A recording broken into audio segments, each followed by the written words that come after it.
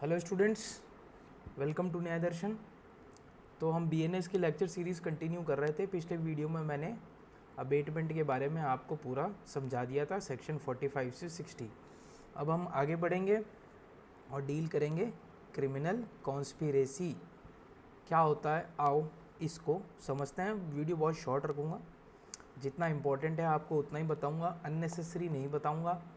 Memorise करने से memorise वही करो जितना समझ में आता है। अननेसेसरी रटने का काम अपने को नहीं करना। जहाँ रटना होगा मैं आपको बता दूंगा कहाँ रटना है और कहाँ समझना है। ठीक है, तो चलो शुरू करते हैं। तो देखो, सेक्शन 61 क्रिमिनल कॉन्स्पिरेसी। अब इसके दो पार्ट है। ए जो ये आपको डेफिनेशन देगा, ये पूरा है ना, ये आपको समझाएगा। और जो है पार्ट बी, सेकंड पार्ट, ये आपको पनिश कहता है कि भाई क्रिमिनल कॉन्स्पिरेसी की पनिशमेंट कैसे मिलेगी। ओके, आगे बढ़ें। देखो, तो अब अपने को क्रिमिनल कॉन्स्पिरेसी के लिए क्या इंपॉर्टेंट है, क्या है। व्हेन टू और मोर पर्सन्स, तो हमें सबसे पहले क्रिमिनल कॉन्स्पिरेसी में ये पता चला कि क्रिमिनल कॉन्स्पिरेसी में दो या दो से अधिक व्यक्तियों की रिक्वायरमेंट होती है। ठीक है, ओके, आगे बढ़े। अब है विथ कॉमन ऑब्जेक्ट। अब देखो, ये जो चीज़ थी ना कॉमन ऑब्जेक्ट, ये शायद पुरानी आईपीसी में नहीं थी। तो ये कॉमन ऑब्जेक्ट भी होना चाहिए दो या दो व्यक्तियों के बीच में। अब क्या करते हैं, ये कोई इलीगल एक्ट करते हैं या act which is not illegal, यानी लीगल एक्ट कह सकता हूँ मैं। तो या तो ये कोई दो या दो से अधिक कॉमन ऑब्जेक्ट बना करके इलीगल एक्ट करते हैं, या फिर legal act by illegal means करते हैं।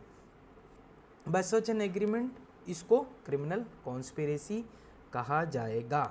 ठीक, आई होप आपको ये ए और बी समझ आ गया होगा। अब देखो, अब इसको मैं नीचे आपके लिए लिख के लाया हूँ ताकि आपका काम आसान हो जाए। देखो, पहले ये पढ़ लो रिक्वायरमेंट्स।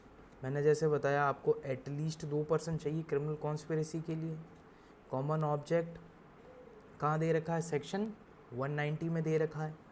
कॉमन ऑब्जेक्ट होना ज़रूरी है, इलीगल एक्ट होना ज़रूरी है, या फिर legal act with illegal means होना बहुत ज़्यादा ज़रूरी है। देखो, एक ये केस याद रख लेना। क्या है ना, देखो, क्रिमिनल कॉन्स्पिरेसी को इन्फर करना बड़ा मुश्किल काम है। जब आप में से जो भी कोर्ट में प्रैक्टिस करते होंगे उनको पता होगा, जो प्रैक्टिकल लाइफ में जिन्होंने केसेस डील किए होंगे, थोड़ा क्रिमिनल कॉन्स्पिरेसी को पकड़ना कि इसमें कि पर्टिकुलर केस में क्रिमिनल कॉन्स्पिरेसी लगेगा या नहीं लगेगा, काफ़ी ज़्यादा कन्फ्यूजन रहता है। 34 सेक्शन 34 और सॉरी, मैं 34 आईपीसी का बोल रहा हूँ। मतलब कॉमन इंटेंशन और क्रिमिनल कॉन्स्पिरेसी दोनों के बीच में प्रैक्टिकल लाइफ में बहुत ज़्यादा प्रॉब्लम आती है। तो अब क्रिमिनल कॉन्स्पिरेसी के लिए कि केस है जो हम जनरली प्रैक्टिकल लाइफ में इस्तेमाल करते हैं, तो मैंने सोचा आपको बता दूँ। आप कभी मेंस राइटिंग में लिखोगे तो आपको इस पर इंप्रेशन अच्छा पड़ेगा, ज़्यादा नंबर मिलेंगे। तो देखो, क्या है कि क्रिमिनल कॉन्स्पिरेसी में क्या है ना, हर बार पॉसिबल नहीं होता कि डायरेक्ट एविडेंस हो क्रिमिनल कॉन्स्पिरेसी का। तो इस केसेस में क्या करते हैं ना, हमको इन्फर करना पड़ता है इनडायरेक्ट एविडेंसेस से। इनडायरेक्ट एविडेंस मैंने का मतलब सर्कमस्टेंसेस से, दैट इज सर्कमस्टेंशियल एविडेंस से हमको क्रिमिनल कॉन्स्पिरेसी को पकड़ना रहता है। अगर डायरेक्ट एविडेंस नहीं हो तो हमको इनडायरेक्ट एविडेंस देखना पड़ता है। Indirect evidence means circumstances of the case को देख करके, सर्कमस्टेंशियल एविडेंस को देख करके हमको क्रिमिनल कॉन्स्पिरेसी को पहचानना होता है। तो ये केस आप चाहो तो याद कर लेना, अच्छा केस है। ओके, तो ये देखो, ये एसेंशियल रिक्वायरमेंट्स हो गई 3, 1 2 3, और ये केस लिख देना, क्रिमिनल कॉन्स्पिरेसी समझ आ जाएगा। अब देखो, इसके प्रोविजन पे आते हैं। Provided that no agreement except an agreement to commit an offence shall amount to criminal conspiracy unless some act besides an agreement is done. देखो, मैं आपको सीधा बता देता हूँ, मैं यहाँ लिख के लाया हूँ। देखो, अब ये क्या कह रहा है सेक्शन, ये कह रहा है कि no agreement except agreement to commit an offence. अब देखो, ये सेक्शन ये पढ़ा होगा, वहाँ illegal, legally bound to do की डेफिनेशन दे रखा है ना, जाकर के चेक करना। अब इलीगल में मैंने आपको जब इसके पुराने लेक्चर में जब मैंने आपको डेफिनेशन पढ़ा रहा था, तब मैंने इसको ये बाइफरकेट करके बताया था आपको। इलीगल में 3 चीज़ होती है, ऑफेंस प्रोहिबिटेड बाय लॉ, और ग्राउंड्स फॉर सिविल एक्शन, ये तीनों मिलकर के बनाते हैं इलीगल। तो इसका प्रोविजो का कहने का मतलब है कि अगर प्रोहिबिटेड बाय लॉ हो तो some other act is also required, grounds for civil action हो तो some other act is also required, लेकिन अगर वो सिर्फ ऑफेंस हो तो no other act is required to establish criminal conspiracy, है ना। बस इसका यही कहने का मतलब है। इसने वर्ड्स बहुत, मतलब इसकी थोड़ी ड्राफ्टिंग थोड़ी डिफ़िकल्ट है, अदरवाइज आप जब इसको ऐसे ब्रैकेट लगा के पढ़ोगे ना ये तब ये आपको पूरा समझ में आ जाएगा। No agreement is required in case of offence और in these two cases some act is required और agreement is required. I hope you are getting it, ठीक है।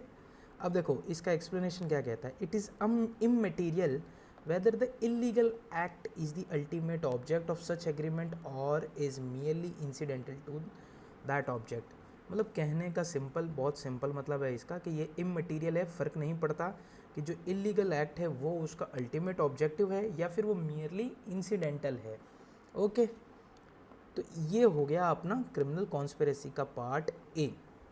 अब देखते हैं डेफिनेशन, सॉरी पनिशमेंट। इसमें पनिशमेंट क्या देगा, तो देखो ये इतना बड़ा आप, मैं आपके देखो शॉर्ट में कर दिया मैंने। हाँ देखो ये रहा पनिशमेंट फॉर क्रिमिनल कॉन्स्पिरेसी। हाँ ये देखो, तो 61(2) क्या कहता है, अगर डेथ, लाइफ इम्प्रिजनमेंट या रिगरस इम्प्रिजनमेंट इक्वल्स टू और मोर देन 2 ईयर्स हो और कोई एक्सप्रेस प्रोविज़न नहीं हो तो पनिशमेंट कैसे मिलेगा, सेम एज अबेटमेंट। ओके, और ए को छोड़ करके यानी इसको छोड़ करके कोई दूसरा केस हो तो मैक्सिमम 6 मंथ्स प्लस फाइन और बोथ, ये रहेगी पनिशमेंट। तो ये देखो ये छोटा सा था, अगले मैं वीडियो में आपको बता दूंगा अबेटमेंट बाय कॉन्स्पिरेसी और क्रिमिनल कॉन्स्पिरेसी के बीच में डिफरेंस क्या होता है। तो ये आई होप ये आपको समझ में आ गया होगा। क्रिमिनल कॉन्स्पिरेसी एक अलग पार्ट था तो मैंने सोचा इसके लिए अलग वीडियो बना लूँ, पिछला वाला लेक्चर में कंटिन्यू कर लेता, बहुत बड़ा हो जाता तो मैंने सोचा इसमें कर लेता हूँ। Okay, I hope you are getting it what I am teaching to you all. चलो मिलते हैं नेक्स्ट वीडियो में, till then good night, take care.